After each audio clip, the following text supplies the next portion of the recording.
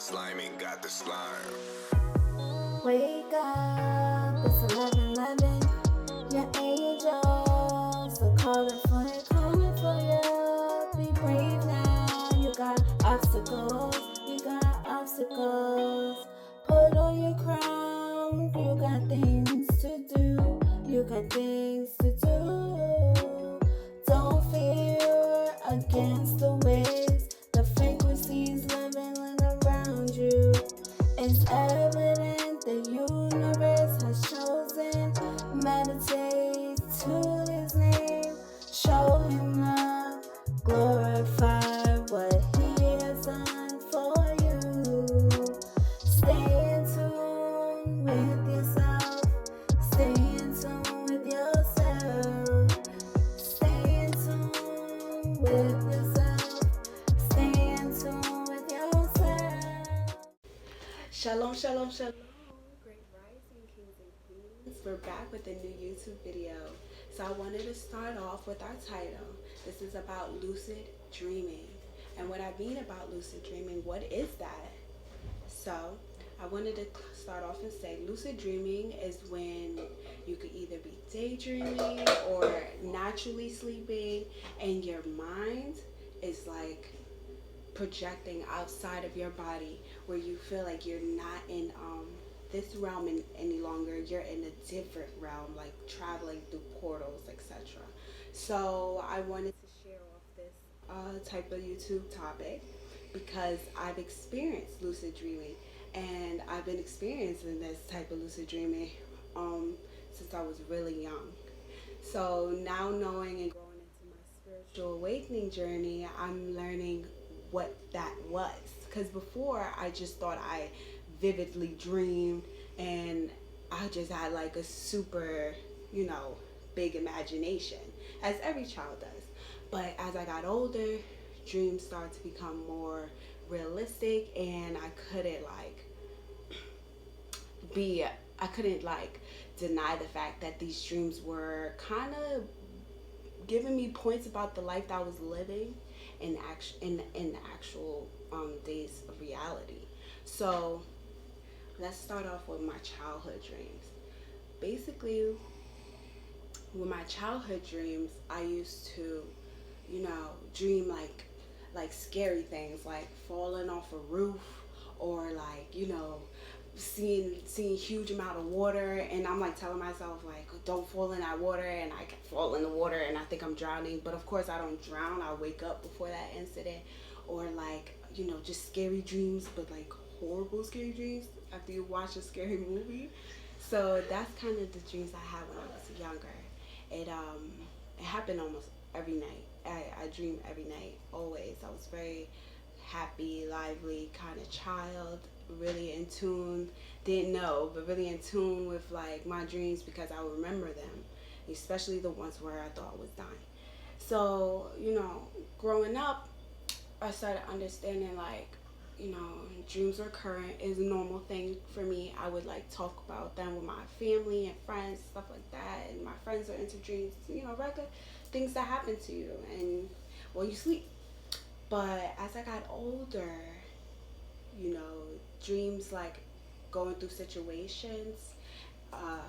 Let's say I'm going through like a series of a bad relationship, and let my cheater, straight to the point, my boyfriend at the time would be cheating on me or such, and I would get dreams like I would be straight on point with things like that. Like when I was pregnant with my daughter, I wasn't with the father at the time, but we stayed communicated and lived in different states and etc.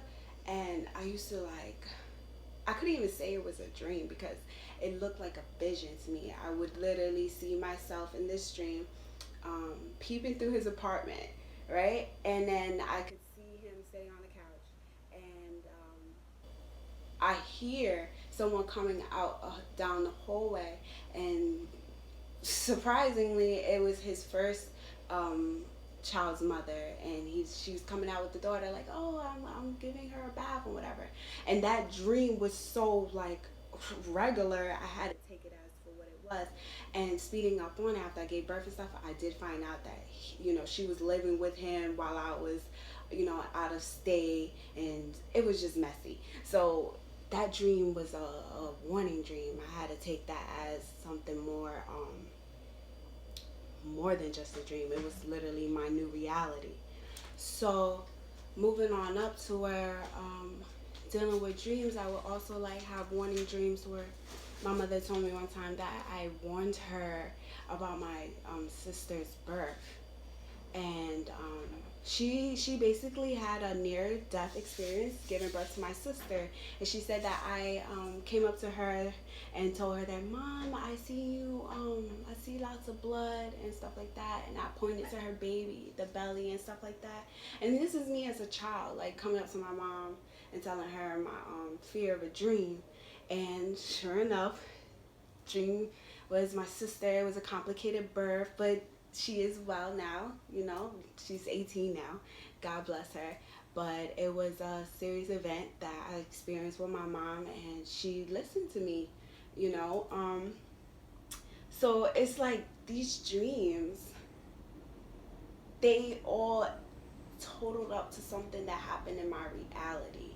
That's why it's important to, like, take down your dreams after you have something that seems more important, or you like feel like it's something you need to pay attention to, because it end up connecting with you over time. And it may not happen like right away, but you'll see it happen for like a future reference, or something that you may been dealing with the past that you need to, like, clear out, energy that you need to clear out. So, you know, I wanted to get more into, lucid dreaming and astral planing, because now that I'm on this spiritual journey, I'm realizing like my mind is not, I have a really creative mind. So once I started meditating, it was like I opened a different portal, a different door. And I started really meditating probably like a year ago. I would say I just tried it this one time, right? And let's just say during that time, I've been through a lot in my life. So a lot of the times when I reached out to the Lord and I reached out for a higher power and to make myself feel well, because I'm alone a lot and stuff like that, it was like more of a sad, depressing time while I was meditating. So this time while I'm meditating, I kind of know the format because my family is very spiritual as well. So I'm not like too off of how to do it, but I just winged it this night, and I put on the meditation music that I like to listen to, and it just, let's just say that when I started meditating, the things that I seen, it was just like, it was beautiful. Like, meditation for me was astral planing.